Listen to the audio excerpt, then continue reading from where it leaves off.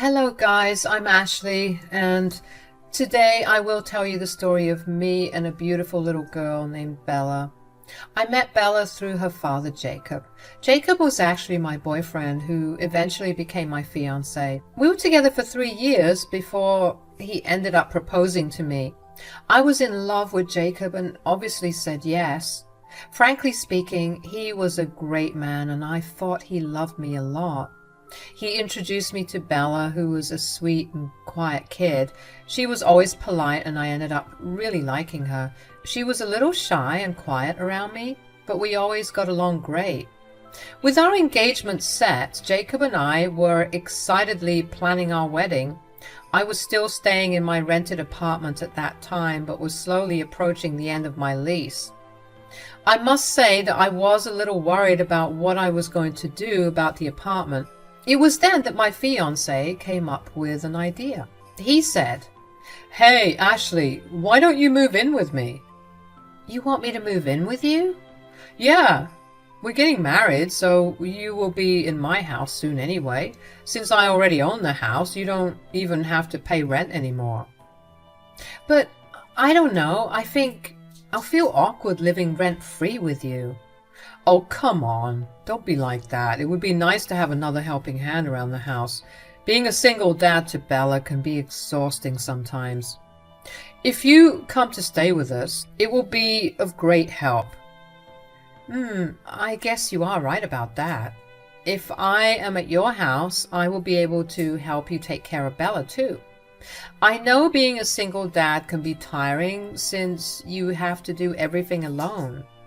"So, what do you think? Will you move in with me?"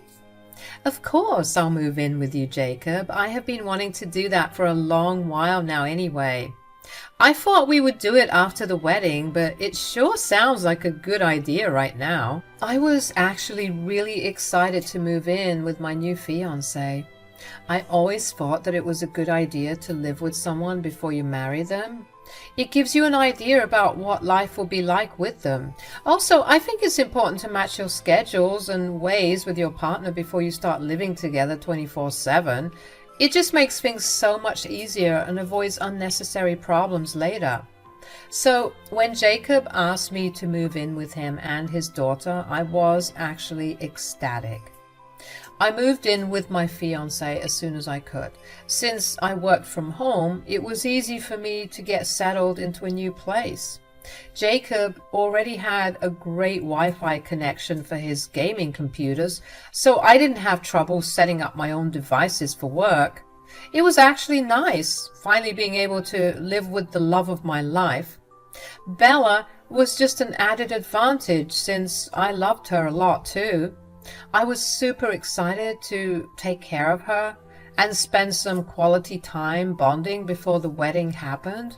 So after I moved in completely, I actually planned a nice day out with my soon-to-be daughter. Bella was actually on spring break from school, so it wasn't like she was missing classes. The weather was also getting better, so it was the perfect day for having a picnic and going on mini adventures. I actually forgot to inform Jacob about it because he was in a hurry to leave for the office that morning. I thought I would tell him once he was back from the office. We weren't going to stay out till it was dark anyway. Maybe we could even surprise him at the office and have dinner together before coming home. I'm sure you can tell that I had done some serious planning. After Jacob left, I got ready and excitedly went to Bella's room to wake her up. To my surprise, I saw that her room was empty. I panicked a little because I didn't hear her call for anyone or even walk down for breakfast. I started to look everywhere for her while screaming her name. Ultimately, I heard her answer from the kitchen. I think Bella went downstairs when I was getting ready. Honestly, I was surprised that she didn't make even a little noise. And what shocked me even more was that I saw her washing the dishes in the kitchen. I immediately stopped her and said, "What are you doing, Bella? Why are you washing the dishes?" "I came down and saw that there were dirty dishes in the sink, so I got to work." "Oh, no, Bella. You don't have to wash the dishes. You can keep them. I will do that for you. When did you wake up? You didn't even call anyone. I woke up before Daddy left for work. I was in the garden watering the plants. I didn't want to give you any trouble. What are you talking about, Bella? You are no trouble at all. Why were you up so early? You stayed up with us late last night since you helped me unpack. You didn't have to wake up so early today. The other day, Bella was actually up with us until 12 a.m. She sat beside me helping me unpack till I literally took her to her room and patted her head till she fell asleep. The kid literally insisted on being there to help us and just wouldn't listen to me. I now realized that strangely, Jacob hadn't discouraged his daughter at all. He was telling me to let her be and help us. I was finding it slightly annoying because kids shouldn't be up so late. Adults can't help it if there was work, but kids absolutely needed to sleep by 10 p.m. at the latest. So once the clock hit 12 a.m., I had had enough and took Bella to her room. She was a little spooked and was begging me to let her stay. I thought that maybe she was having too much fun with all the unpacking and didn't want to leave. I wish I had known why she was being resistant. Daddy hates it when I wake up late. I also had to water the plants. There was too much work to do. You love to help around the house, don't you, Bella? I guess I do, Ashley. Well, you can help us sometimes, but doing everything around the house is not your responsibility, dear. Your father and I are there for that. Bella actually looked down and didn't give me a reply. I don't know what was the matter with her. She was acting really odd, and I could see that clearly. It was one day since I moved in, and the household was already starting to look a little crazy to me. I eyed Bella suspiciously and said, "You have been watering plants and trying to wash dishes since the morning. Did you even have breakfast?" "No, I was going to go and get some after cleaning the dishes." "And what were you going to eat?" "Cereal and milk, maybe, or maybe some crackers and cream if Daddy has bought them from the grocery store." I didn't know what in the world Jacob was doing in the house. It was like he didn't know how to manage his own household. His 8-year-old child was literally telling me that she makes herself breakfast out of packaged food with zero nutritional value. Maybe Jacob didn't have time to cook in the morning, but he could have done the prep the night before. I didn't even know what he used to give Bella for school lunch. I was starting to realize that it was a good idea I moved in. There were a lot of things that needed to change around the house. I thought that Jacob was probably overwhelmed and needed a little help to get back on track. Still, I was in disbelief and said, "Wait, that's what you were going to eat for breakfast? Packaged food and lots of sugar? That is not good for you, Bella. I can't cook, so I don't know what else to eat. I tried to cut some fruits once, but I cut my hand. Knives scare me now." "What are you talking about, honey? It's not your job to make breakfast, it's ours. I have already made pancakes today. I left the batter out so that you can have them hot and fresh when you wake up. I had no idea you were up, let alone the fact that you hadn't had breakfast. Sit down right now and eat." I quickly made Bella pancakes, since the poor child must have been hungry for a while now. I swear to you guys that I didn't hear Bella wake up or get out in the back garden to water flowers. The girl never makes a sound, and I don't know how she managed to be so quiet. A girl her age should be full of energy and always ready to cause mischief. However, Bella was always quiet and demure. At first I thought maybe it was because Bella was shy around me, but it had been a reasonable amount of time since I had met Bella. She should have warmed up to me by now. Maybe she was still a little unsure of me, and I thought that our little day of adventure would slowly solve the problem. I was hoping Bella would unleash her inner child and finally be herself around me. So I excitedly said, "I have planned a nice day out for you and me today, Bella. Since you and your father helped me unpack last night, I don't have much work on my hands today. I also took a day off from work so that we could go on some fun adventures. You want to take me out? Where are we going, Ashley? We can go anywhere you want, dear. We can go to the park where you can play around, maybe the mall, arcade, just anywhere you want. Later, we'll have a nice lunch together. We will figure things out as we go. We have the whole day to ourselves. The whole day? When will we be back? I need to be back home soon. Bella seemed nervous that I was taking her out for the whole day. In fact, she was downright surprised by the fact that I was taking her out at all. I was honestly starting to think that she wasn't comfortable with me, or maybe didn't want to go out with me. Now that was concerning because I really wanted Bella to like me. I said, "What's the matter, Bella? Don't you want to go out with me? I don't want to pressure you, dear. If you want to be home, I will understand." I want to go out with you, but I need to be back home soon. I have stuff to do." "Oh, okay. Then we will be back home soon. I was thinking about getting your father from work and having dinner before coming home. But if you want to come home sooner, we will do that." No, let's not do that. Daddy will be angry at us. We need to be home before Daddy comes home. Please tell me you will bring me back home sooner than that." Bella was now visibly panicking and really getting stressed. I had no idea why she wanted to be home before her father. She was literally shaking a little. I didn't want her to stress anymore, so I didn't push the issue anymore. I promised her that we would be back before her father came home, and she seemed to be relieved. It was then that I started having doubts that Bella was scared of her father. My mind said that her father had scared her about going out alone or being late so that she wouldn't wander and get into unsafe situations, but my gut was telling me something else. I was really getting concerned about Bella and what was wrong with her. After Bella finished her breakfast, she insisted on washing her own dish. I allowed her to wash just her dish because she insisted so much, but I didn't let her wash everything else even if she insisted. The little girl's habit of getting house chores done would make people think it's adorable. However, I was finding it rather odd, although I didn't know why. Bella and I did end up going for our little day out and had fun. However, once it was noon, Bella was stressed again and kept telling me to take her home. She even denied having ice cream because that would mean we would be wasting more time. Can you imagine a child denying ice cream?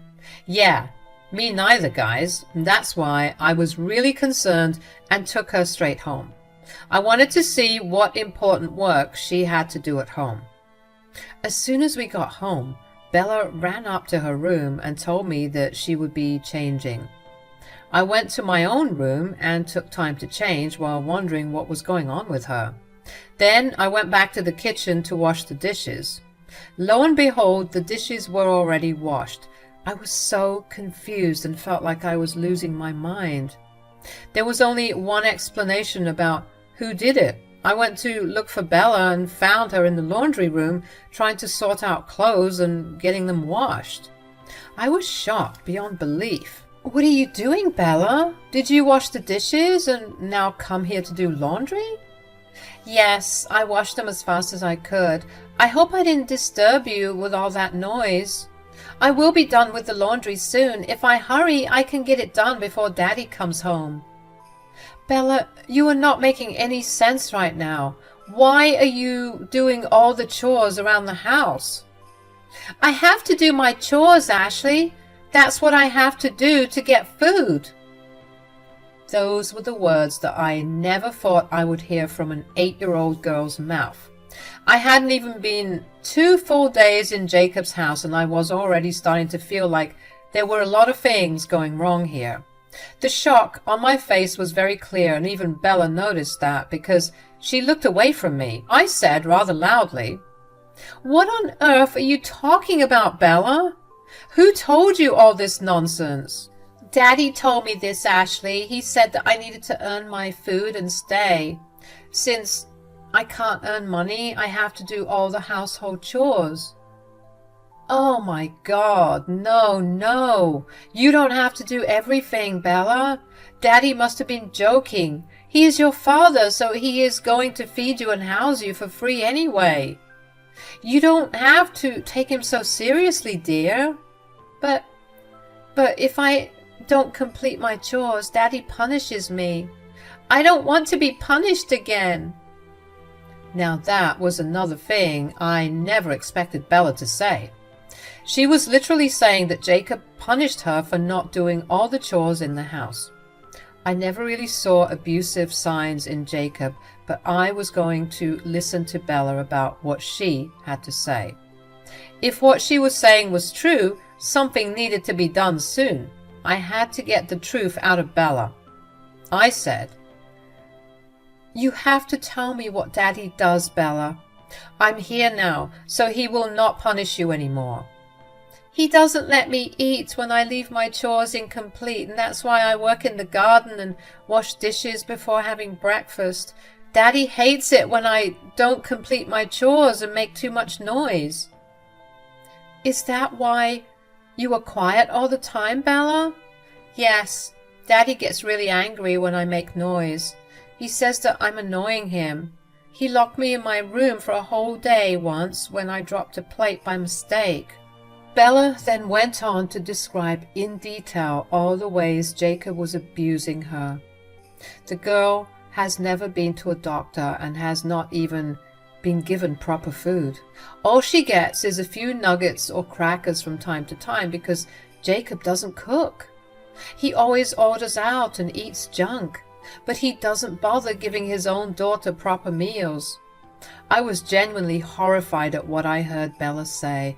It was truly terrifying to know that the man I loved was an abuser and didn't even stop for a small 8-year-old girl. She fed me lies about why his daughter was skinny and quiet all the time. Everything he said to me was a lie. He was a monster. Before I could even think about something else, I heard Jacob pull up to the driveway. Bella's eyes went wide as saucers and she started to cry a little, saying, "Oh no, Daddy's here and I haven't finished doing anything. He's going to lock me in my room and won't let me have dinner." No, listen to me, Bella. Please just calm down. Nothing will happen. Just allow me to explain these things to your father. I will take the blame for you." "Really? You would take the blame for me? But then he won't allow you to have dinner." "I pay for my own meals, Bella. He won't be able to do that to me. Just trust me, dear. Everything will be okay. I am here for you now." I calmed Bella down and sent her to her room. Then I greeted Jacob as usual and told him to go freshen up while I made him a snack. He seemed to be in a good mood and went to get changed. After a while, I heard him come downstairs and I called Bella to join us for a quick snack. As soon as Bella came down, he looked at her angrily and said, "Have you done all your chores, Bella? Don't lie to me because I know I will find out the truth." "Daddy, no, I didn't complete them." "What's the matter with you, Jacob? Bella was trying to do laundry and wash the dishes. I was the one who stopped her." "Who told you to stop her? I gave those chores to Bella. You had no right to interfere in my parenting." "You told an 8-year-old child to literally do grown-up house chores. This is just unreasonable. Besides, Bella and I went out today, so she didn't have time." "Oh, I see. All right then, Bella. I'm letting you go this time, but from tomorrow, I don't want you slacking. As for you, Ashley, my household operates in a certain way. I don't want you to mess it up. If you want to live under my roof, I expect you to follow my rules." Jacob gave me a cold look before neutralizing his expression and eating his food. As soon as he was done, he went to his gaming room to play. I was honestly taken aback by his nonchalant attitude about everything. It was starting to make sense why he made Bella do everything around the house. He was a lazy man and didn't want to do anything except work. In the entire day, he never offered to help with a single house chore, and he didn't even talk about dinner. It was I who made dinner, and even washed the dishes and did the laundry later. That night, as I lay in bed, a million things went through my head. I'm not completely stupid. I knew that if I confronted Jacob, he might throw me out, and I wouldn't be able to do anything about Bella. Bella would be left to fend for herself while her father would continue this cycle of abuse. And if I stay quiet and let things be, eventually Bella and I would both be in trouble. After what I heard and witnessed that day, I didn't want to marry the man at all. All my feelings for him disappeared and were replaced by fear. I feared for myself and for Bella. I had to come up with a plan and needed to do it soon. The next morning after Jacob left for work, I did what I thought would be the best course of action. I took Bella and drove straight to Jacob's mom, Mary's house. All the times I had met Mary, I thought that she was a kind and just soul. She was also a very strict woman with a keen sense of morals. Under the circumstances, she was my best option. I knew she loved Bella and would definitely stand up for her if she knew the truth. I convinced Bella that it would be a good idea to talk to her grandma. She seemed really scared, and I practically had to drag her to Mary's apartment. I didn't want to traumatize Bella, but I also didn't want to leave her in such deplorable conditions. When we reached Mary's apartment, she looked extremely happy to see us. After all, who wouldn't love it when they get to see their granddaughter by surprise?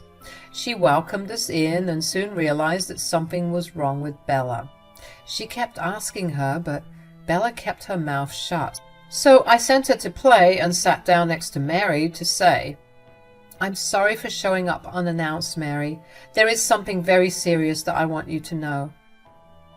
"What's the matter, Ashley? What's so serious? Is Jacob okay?" "Yes, Mary, Jacob's okay, but Bella isn't, and that's why we are here." Oh my God, I could see it on her face that something is wrong. "Tell me what's going on." "Listen to me, Mary. What I'm about to tell you will be shocking, but I think it's unfortunately true, especially because Bella has told me everything herself." I then proceeded to tell Mary exactly what Bella had told me the last day. Mary listened to me with patience, but I could see that she was horrified by what she learned. When I was done, she was shaking and had tears in her eyes. She was trying hard to get her emotions in check. With a shaking voice, she said, "Oh my God, I should have seen this coming. How did I miss all the signs?" "What signs are you talking about, Mary?" "I am such a bad grandmother, Ashley. I had doubts that Jacob was being neglectful. He kept telling me that Bella was skinny because of genetic problems. I believed him like a fool. I think Bella was trying to tell me something a year ago, but Jacob came and shut her down. After that, he rarely allowed me to have Bella alone. I never realized this until now. Oh God, what have I done?" No, don't blame yourself, Mary. You had no way to know. You can't change the past. Please don't beat yourself up for this. What matters is what we are going to do next. Mary was rightfully concerned about Bella, and together we came up with a game plan. There was no way we were allowing Jacob to abuse Bella again, and there was no way Bella was going back to her father's house. So, Mary had a talk with Bella and somehow convinced her to go to the cops with her. Then, together, the three of us filed a complaint to the police about child abuse and neglect. It was a hard day, but we managed to get everything done. The cops began their investigation and CPS was involved. While this was going on, I actually got a call from Jacob. I immediately started to record the conversation so that I could get a confession out of him. Jacob seemed angry on the phone and said, "I am back home from the office. Where on earth are you and Bella? Have you taken her out again?" "Yes, Bella and I are out." "Why are you getting so angry, Jacob?" "You can't keep my daughter away from her chores every day, Ashley. I've told you countless times not to interfere with my parenting." "You are not parenting your child, Jacob. You are abusing her. I know how you starve and lock up Bella when she fails to do any of her chores. What is wrong with you, Jacob? Shut up, Ashley. She's my child, so I can do whatever I want with her. You better get used to it. After we get married, this will be your life. You are delusional if you think I will ever marry you after this. You have no idea how far I can go to protect myself and Bella. Jacob actually laughed when I told him this. His laugh was cold and unfeeling. It was like he was enjoying himself while telling me that I couldn't do anything to him. He said, "Oh, really, Ashley? Tell me, what are you going to do? You have no rights over Bella. You can't take her away from me." "Well, she may not be able to take Bella away, but I can, Jacob. I can and I will." "What? What's going on, Mom?" "Yes, it's me, Jacob. You think you can get away with what you did to my granddaughter?" "Ashley, you little witch, you told my mom everything." "Oh, yes, Jacob. What did you expect? That I was going to sit around and watch you abuse your child? I wasn't going to let that happen." You will pay for this, Ashley. Don't think I will let you get away with this." "Oh, please, Jacob. You won't be able to do anything. We are already at the police station filing a report against you. The cops will be knocking at your door soon. I will take Bella away and will be disowning you for life. I do not want such an evil, shameless son like you. Karma is coming for you, Jacob." Mary said that and hung up on Jacob while he was screaming at us and calling us names. The call recording was then sent to the police database as evidence, and the cops immediately left to arrest Jacob because by then they had plenty of proof to get him in jail.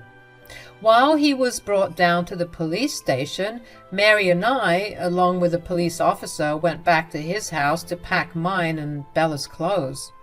Mary was given temporary custody of Bella, and she also invited me to stay with her. Mary actually lived in an apartment with security, so Jacob won't be able to get to us easily. We were able to get everything we needed and eventually moved into Mary's apartment. I must say that she is seriously our hero. Despite Jacob being her son, she took our side and even let me stay with her because I had nowhere else to go. Bella was super scared, so together we comforted her and got her an emergency appointment with a therapist. Jacob did get out on bail eventually, but guess what happened?